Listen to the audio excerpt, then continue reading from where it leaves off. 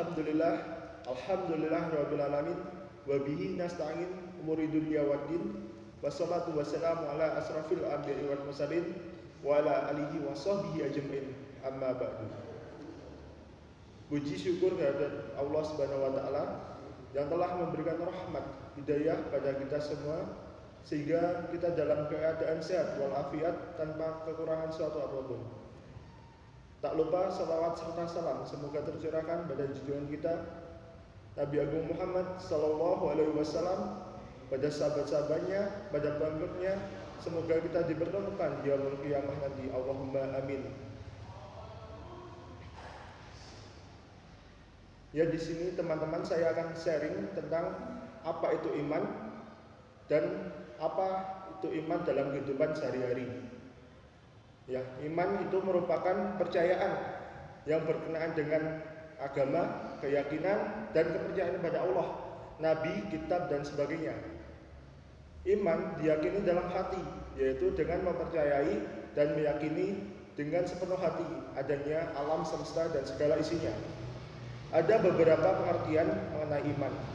Salah satunya menurut istilah karya Syekh Abdul Majid Az-Zandani, definisi iman menurut istilah yaitu syura adalah iman terkadang diartikan sebagai tasdid, yaitu mempercayai, seperti makna linguistiknya.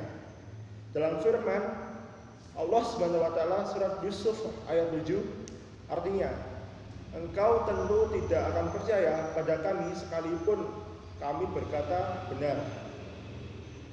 Al-Quran menyebutkan tentang iman dengan menggunakan lafal yakin atau meyakini yang didukung oleh bukti-bukti sebagaimana dalam firman Allah Subhanahu wa taala dalam surat Al-Baqarah ayat 4. Artinya, dan mereka yakin dengan adanya hari akhirat.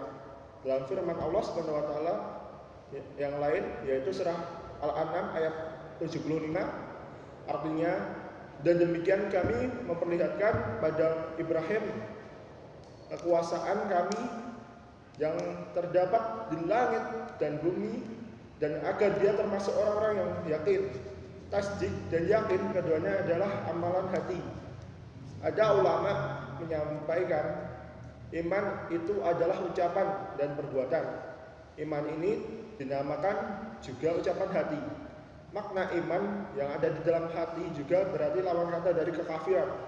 Ada juga ulama yang berpendapat bahwa iman adalah keyakinan yang berbentuk di dalam hati, dan itu adalah makna iman yang utama. Kata iman dalam Al-Quran dan As-Sunnah diartikan sebagai amal atau aktivitas. Allah Subhanahu wa taala berfirman dalam surat Al-Baqarah ayat 143, artinya, dan Allah telah menyia-nyiakan imanmu. Maksud dari imanmu adalah salatmu, wahai Muhammad, yang kamu kerjakan ketika masih berkiblat ke arah Baitul Maqdis. Iman merupakan keyakinan dalam hati yang dituturkan dengan lisan dan diamalkan dengan perbuatan. Itulah pendapat mayoritas ulama. Dikutip secara istilah, iman didefinisikan beragam pendapat. Menurut Imam Malik Asy-Syafi'i, Ahmad Al-Auzani, Ishaq bin Rahawai, iman adalah pembenaran dengan hati, pengakuan dengan lisan, dan aman dengan anggota badan. Pada para ulama salaf menjadikan amal tersebut termasuk unsur keimanan. Banyak di antara ulama mazhab Hanafi yang mengikuti definisi sebagaimana yang disebutkan oleh At-Tawawi. Iman adalah pengakuan dengan lisan dan pembenaran dengan hati. Ada pula yang mengatakan bahwa pengakuan dengan lisan adalah rukun tambahan saja dan bukan rukun asli. Ya, di sini iman terdapat dalil-dalilnya. Ada 3 dalil, yaitu 1 dalil fitrah. Allah Subhanahu wa taala menciptakan manusia dengan fitrah, yaitu bertuhan. Setiap anak dilahirkan dalam keadaan fitrah, maka bapak ibunya lah yang berperan mengubah anak itu menjadi Yahudi, Nasrani, atau Majusi. Hadis riwayat Bukhari. Fitrah dalam hadis di atas mengandung pengertian Islam. Jadi hadis di atas bisa kita pahami setiap anak dilahirkan sebagai muslim. Namun demikian fitrah manusia berulah merupakan potensi dasar yang harus dipelihara dan dikembangkan. Apabila fitrah tersebut tertutup oleh beberapa faktor luar, manusia akan lari dan menentang fitrahnya sendiri. Tetapi apabila menghadapi sesuatu kejadian yang luar biasa, barulah secara spontan fitrahnya tersebut kembali muncul. Yang kedua yaitu dalil akal. Dengan menggunakan akal pikiran, manusia bisa membuktikan Tuhan Allah Subhanahu wa taala. Al-Qur'an banyak merupakan ayat-ayat yang menggugah akal pikiran. Antara lain dalam Quran surat Mukmin ayat 67.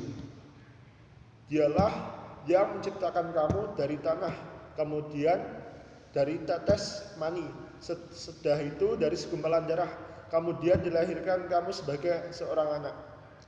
Kemudian kamu dibiarkan hidup supaya kamu sampai kepada masa dewasa. Kemudian dibiarkan kamu hidup lagi sampai tua. Ada yang diwafatkan sebelum itu, kamu perbuat demikian supaya kamu sampai kepada ajal yang ditentukan dan supaya kamu memahaminya. Yang ketiga adalah dalil nakli. Sekalipun secara fitrah dan akal manusia bisa mengakui adanya Tuhan, namun manusia tetap memerlukan bukti dalil nakli, yaitu Al-Quran dan Sunnah, untuk membimbing manusia mengenal Tuhan yang sebenarnya dengan segala asma sifatnya. Sebab fitrah dan akal tidak mampu menjelaskan siapa Tuhan yang sebenarnya itu. Allah Subhanahu wa taala adalah al-awwal, artinya tidak permulaan berwujudnya. Dia juga al-akhir, artinya tidak ada akhir dari wujudnya. Dalam Quran surat Al-Hadid ayat 3, dialah yang awal dan yang akhir, yang zahir dan yang batin, dan dia maha mengetahui segala sesuatu. Pertama, yaitu dalil fitrah. Secara bahasa, fitrah artinya al-khilqah, yaitu keadaan asal ketika seorang manusia diciptakan oleh Allah. Jadi maksudnya, manusia sejak awal penciptaannya telah membawa naluri bertuhan. Sejak di dalam alam ruh, manusia telah mengakui eksistensi Allah Ta'ala sebagai Tuhannya. Adanya naluri bertuhan ini terbukti dengan apa yang dirasakan oleh manusia itu sendiri, yang selalu merasa berbutuh pada zat yang lebih tinggi, lebih kuat, dan lebih berkuasa dibandingkan dirinya, agar ia bisa berlindung dan memohon pertolongan kepadanya. Kedua yaitu dalil yang dapat diindera. Ada bukti keberadaan Allah Ta'ala yang dapat dinikmati, dilihat, rasa, atau disentuh oleh indera manusia. Biasanya berupa berbagai kejadian luar biasa yang terjadi di tengah-tengah umat manusia.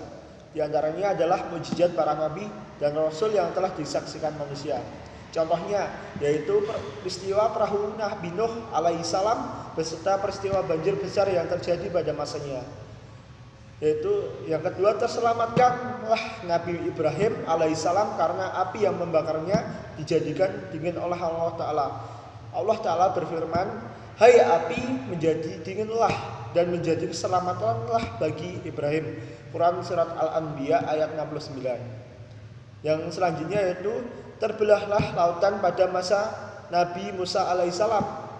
Dan yang terakhir yaitu kehebatan Al-Quran yang diturunkan pada Nabi Muhammad alaihissalam yang tidak terdapat diungguli hingga saat ini. Dan jika kamu tetap dalam keraguan tentang Al-Quran yang kami wahyukan pada hamba kami Muhammad, buatlah satu surat saja yang semisal Al-Quran itu, dan ajaklah penolong-penolongmu selain Allah jika kamu orang-orang yang benar. Bihisma rabbikal a'lalladzi khalaqa fasawwa walladzi qaddara fahada. Dialah Allah yang menciptakan dan menyempurnakan penciptaannya, dan yang menentukan qadar masing-masing dan memberi petunjuk. Quran surat Al-A'la ayat 2-3. Sebagai contoh, pikirkanlah alam semesta raya ini. Bukankah penciptaannya lebih dahsyat dari penciptaan manusia? Allah Ta'ala berfirman, "Antum asaddu khalqan amis sama'u banaha rafa'a samkaha fasawwaha." Apakah kamu lebih sulit penciptaannya ataukah langit? Allah Ta'ala membinanya, Dia meninggikan bangunannya, lalu menyempurnakannya. Quran Surat An-Nazi'at ayat 28-27. Allah Ta'ala membangun langit, meninggikannya, dan melengkapi dengan benda-benda angkasa, seperti planet dan sebagainya. Kemudian menetapkan ketentuan-ketentuan yang mengatur benda-benda angkasa, sehingga benda-benda itu tetap di angkasa, tidak terjatuhkan, seakan-akan menjadi perhiasan seluruh jagatnya. Ciptaan langit dan bumi adalah lebih berat dan sukar dibandingkan dengan menciptakan manusia. Langit dan bumi berserta segala isinya tidak terhingga luas dan besarnya. Tidak terhitung jumlah planet-planet yang ada di dalamnya. Tidak terhitung binatang dan tumbuh-tumbuhan yang ada pada pegunung-gunung, sungai-sungai yang mengalir. Tidak terhafal oleh manusia hukum-hukum dan ilmu pengetahuan yang berhubungan dengannya. Alam semesta raya yang luas dan bumi kita yang maha kecil ini ada atau eksis, dan keberadaannya pasti ada penciptaannya. Kepada mereka yang menggigau bahwa alam semesta ini terjadi dengan sendirinya atau tanpa penciptaannya. Keempat, yaitu dalil wahyu. Dan kelima, yaitu dalil sejarah. Eksistensi Allah Ta'ala telah diberikan di sepanjang sejarah manusia, mulai dari manusia pertama, yaitu Nabi Adam alaihissalam, hingga Rasul terakhir, yaitu Nabi Muhammad sallallahu alaihi wasallam. Itulah esensi iman kepada Allah Subhanahu wa Ta'ala adalah tauhid. Tauhid yaitu mengisahkannya baik dalam zat, asma, wa sifat maupun perbuatannya. Secara sederhana, tauhid dapat dibagi dalam 3 tingkatan atau tahapan, yaitu tauhid rububiyah, yaitu mengimani Allah sebagai satu-satunya Rabb, yaitu kedua tauhid mulkiyah, mengimani Allah sebagai satu-satunya Malik, ketiga yaitu tauhid ilahiyah, yaitu mengimani Allah sebagai satu-satunya ilah. Ini berdasarkan firman Allah Quran Surat Al-Fatihah ayat 1-3. Dengan menyebut nama Allah yang maha pemurah lagi maha penyayang. Kedua, segala puji bagi Allah Tuhan semesta alam. Ketiga, maha pemurah lagi maha penyayang. Nah, di sini tauhid rububiyah merupakan alasan dari tauhid uluhiyah. Tauhid rububiyah adalah mengesahkan Allah sebagai satu-satunya pencipta dan pengatur segala hal yang ada di dunia maupun akhirat. Allah Ta'ala berfirman, ingatlah, menciptakan dan memerintahkan hanyalah hak Allah, Maha Suci Allah, Rabb semesta alam. Quran Surat Al-A'raf ayat 54. Yang kedua adalah tauhid uluhiyah.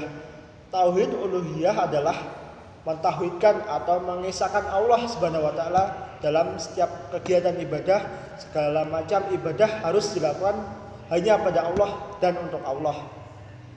Allah Azza wa Jalla berfirman, Allah adalah satu-satunya zat yang menciptakan manusia. Maka dari itu sudah seharusnya manusia beribadah hanya pada Allah.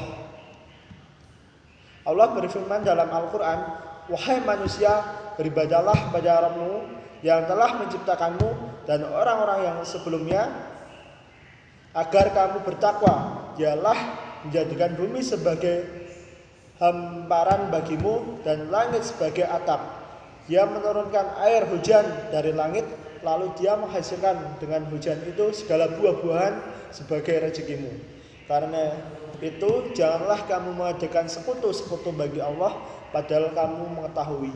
Al-Baqarah surat Al-Baqarah ayat 22-21.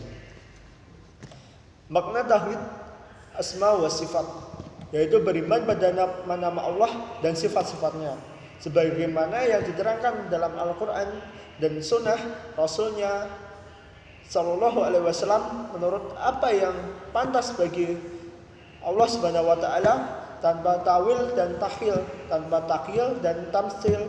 Berdasarkan firman Allah Subhanahu Wa Taala, tidak ada suatu apapun yang serupa dengan Dia, dan Dialah yang maha mendengarkan lagi maha melihat. Quran Surat Asy-Syura ayat 11. Allah memastikan jika ada sesuatu yang menyerupainya, dan Dia menetapkan bahwa Dia adalah maha mendengar dan maka dia diberi nama dan disifati dengan nama dan sifat yang dia berikan untuk dirinya, dan dengan nama dan sifat yang dia sampaikan oleh Rasulnya. Al-Quran dan As-Sunnah dalam hal ini tidak boleh dilanggar, karena tidak seorang pun yang lebih mengetahui Allah daripada Allah sendiri, dan tidak ada sesudah Allah orang yang lebih mengetahui Allah dari Rasulnya. Maka barang siapa yang mengingkari nama-nama Allah dan sifat-sifatnya, atau menanamkan Allah dan menyifatinya dengan nama-nama dan sifat-sifat makhluknya, atau mentawil dan dari maknanya yang benar, maka dia telah berbicara tentang Allah tanpa ilmu dan berdusta terhadap Allah dan Rasulnya. Nah, di sini saya akan menjelaskan pengaruh iman dalam kehidupan sehari-hari. Iman merupakan satu kata ibarat bunyi dawai yang bergema dan menggerakkan jiwa orang muslim, membuatnya rindu kepadanya, membuat sanubarinya bergerak, kakinya melangkah, dan perhatiannya teruju padanya. Ini merupakan medan yang menjadi ajang perlombaan, dan hendaklah orang yang suka berlomba bertanding padanya, yaitu Ibnu Taimiyah 2007. Nah, di sini peran iman dalam kehidupan sehari-hari yaitu: 1. Menghiasi diri orang yang beriman dengan budi pekerti yang baik, jauh dari kehidupan dan hal-hal yang tidak berguna. 2. Yaitu menjadi sumber ketenangan dan kedamaian bagi setiap orang, karena ia sejalan dengan fitrah dan seiring dengan tabiatnya. Yang ketiga yaitu sucinya hati dan kejernihan jiwa dari persangkaan-persangkaan, khurafat dan takhayul. 4. Menampakkan kemuliaan dan kekebalan mana'ah. 5. Yaitu berhias dengan akhlak mulia. Yang 6. Yaitu bersemangat dan giat serta rajin belajar atau bekerja. Yang bisa saya sampaikan, ada lebih kurangnya mohon dimaafkan. Billahi taufik wal hidayah. Wassalamualaikum warahmatullahi wabarakatuh.